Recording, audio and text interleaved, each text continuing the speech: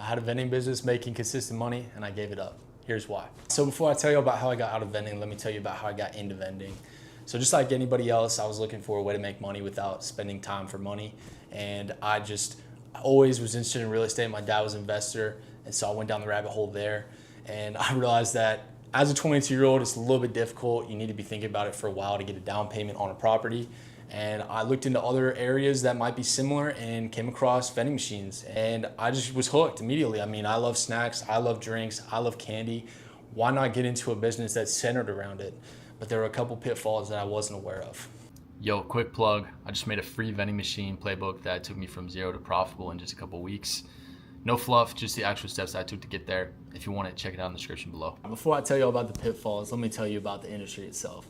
So vending machines have been around for a long time. They've been around probably close to 100 years. Don't quote me on that. And it's pretty much just a machine that you put into a business location that you put snacks, you put drinks, you put candy in, and you usually upcharge on whatever you're paying for the product. So if I'm buying some snacks for $1, I typically would put them in my machine at $2. And I would take the profit of that. And yeah, and sometimes the owner of the location would ask me for a cut, so I would give them a cut as well. And that's kind of the premise of the industry itself. It's very profitable. If you look at Japan, they have a lot of vending machines, and it's honestly blowing up. You're going to be seeing a lot more of them, especially as robots, AI, all that stuff becomes more popular. You see self-checkout at all the grocery stores you go to anyways. Just imagine being able to get all your food from a vending machine. Now, I personally wouldn't get into that, but it could be for you. You never know. There's these things called mini marts, I believe is what they're called. And it's more than just vending machines. It's basically lockers that you can it actually has cameras that look at the product and are able to tell you if something was bought or something was stolen. And there's just a bunch of security cameras around it. And honestly, you can upcharge quite a bit more. You can put fresh food in there. You can put sandwiches. You can put other things in there. And those are pretty profitable. My company actually has one in our first floor, and I do see people using it a good amount. So it is a profitable investment if you were to go down that route. It's called Mini Mart. And then your typical vending machine, which is what I was in the industry of, is just those. Doesn't necessarily have a cold snack section, but it could. But typically it's going to be a machine that has snacks in it with candy at the bottom, and then a full service drink machine, which is going to have cans, bottles. Some of the more modern ones have, you'll see combos where they have drinks and snacks in one. You'll see those little candy machines that spit out the little gumballs and the Skittles or whatever. And yeah, those are all vending machines. You could even maybe throw in snack machines into that as well if you want to. Or sorry, not snack machines, game machines, like those little coin machines that you put a coin in and it spits out money. I don't know what they're called. Or the little claw machines. Those would probably be considered close to vending machines as well. All right, so that's the vending machine industry itself. Now, I was in just the snacks, drinks, and the candy machine side. So I had my locations in a laundromat. I actually messaged a laundromat owner, and lucky enough, he had 3 different locations, and he was looking for help in all of them. And so I started with one, and by doing good service, he actually asked me to go and stock up his other 2 locations. And he was negotiating on a cut, and I was able to talk him down to a 20% net profit cut, which, to be honest with you, is pretty high. I wouldn't do that again, but that's just a learning lesson. It got me into the industry and ultimately got me making some money. Now let me tell you about the money. So starting out, vending is a slow process. You have to get people familiar with your product or familiar with the fact that you have a machine in there. So it takes a little bit of time to start making your full profit. And on my vending machines in the laundromat, I was making on average about $400 net profit total, and that was across the 3 locations. Now, it's not amazing, but it's not terrible. And I wouldn't say a laundromat is the best location to have. There are definitely more. You want to look for as much foot traffic as you can find.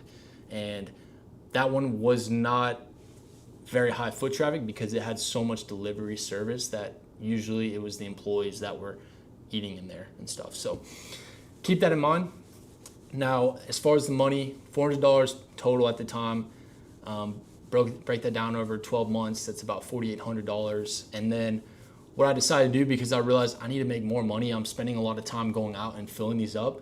So let me find other ways to make money. So I actually put in those little candy machines that kids use with the gumball in one, Skittles in one, and then peanut M&Ms in the other one. And those actually helped me a lot. Those brought in probably another $50 net profit per month.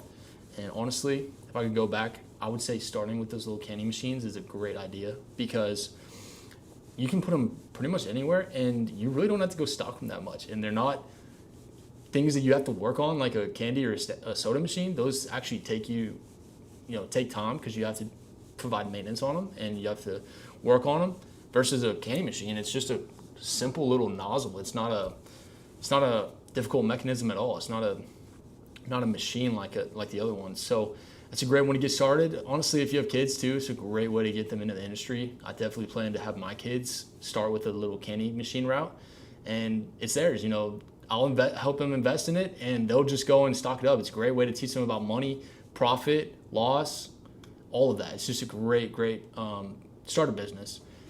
And so are the vending machines themselves. And I think as the kid gets older and gets into teenage years, it can be something where they scale up and they get more machines.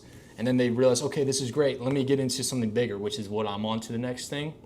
And I'll tell you all about it here in a second, what I'm moving on to next towards the end of the video. But now let's get into the bad sides of vending. So like I said, vending has a lot of pros and it has some cons. I would say the pros definitely outweigh the cons, but there are cons. And one of the things that I didn't know going into it was how time intensive it is. And not just the actual stocking of the machines, which can take a really long time, especially because sometimes you get tired. Maybe you're, just a lot of things you have to deal with. Maybe people are trying to get past you. It's just, there's a lot that goes into it and you don't realize how long it takes. For instance, there was one laundry attendant that really liked to talk. And so I would end up at this location for hours. I was there, I remember I talked to her for an hour. And I was trying so hard to get out of it, but sometimes you gotta, just talk to people, talk to customers. They'll come up to you. Nothing wrong with that. I try to put in my earbuds so that I don't get bothered, because I just want to get in, get out, get on with my day, because I'm doing it on my weekends. It was a side hustle. I worked 9 to 5, and then I went on the weekends. And so I was really not trying to spend a lot of time talking to people. But, you have to do what you have to do. And it is a business at the end of the day, so your brand is important. And yeah, that's one of the negatives, is it takes a lot longer than you think, especially to stock them up. But then also, there's a lot of costs that go into it and a lot of things you have to be aware of. A machine itself is gonna vary in how much it costs. If you're talking about one of those little candy machines that you'll see at a Walmart, you're talking maybe a couple $100. But if you're talking a snack machine or a drink machine, the costs are gonna go up quite a bit. So for a typical snack machine, if you were to give it refurbished, which is what I recommend for anybody starting out, because you get a warranty and it's not as expensive as those new ones, because the new ones can run a couple grand up to $10,000. But for a snack machine, I wouldn't pay anything more than maybe $3,000 to $4,000.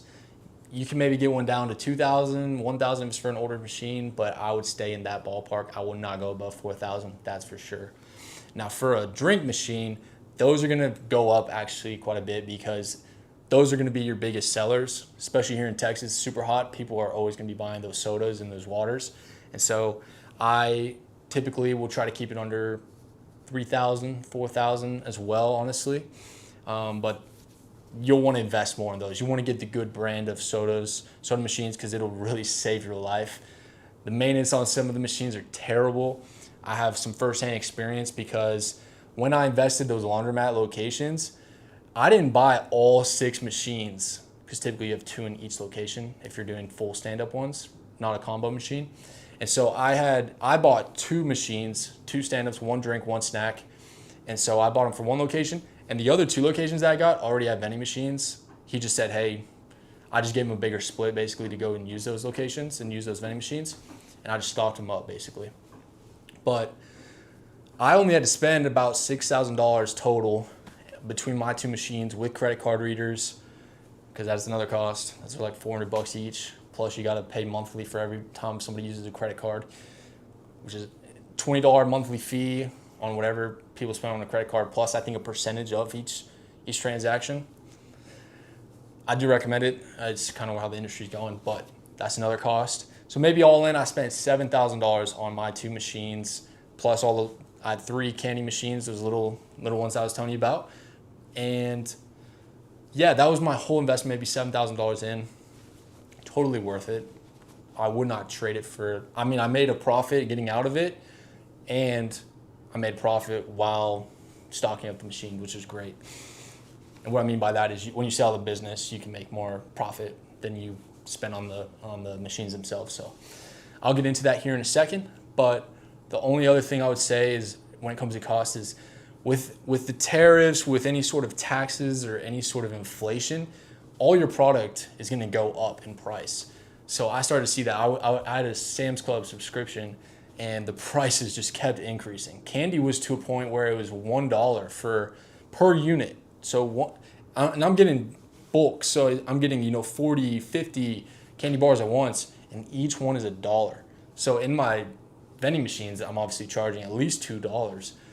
But when you get that high in price, people are less likely to buy because they think you're just upcharging them. But no, it's my profits are being cut because tariffs or because of inflation. Whatever economic issues are coming up, which is like any business, which is why it's great to learn it now. But my profits started getting squeezed. So as a business, you have to pass that on to your customer. That's just how business works. So that was cool to learn. Not fun in practice because my profits were getting leaner and leaner. But then you learn you need to adjust your business. So that's the vending business in a nutshell. It's one of the most life-changing things I've ever done.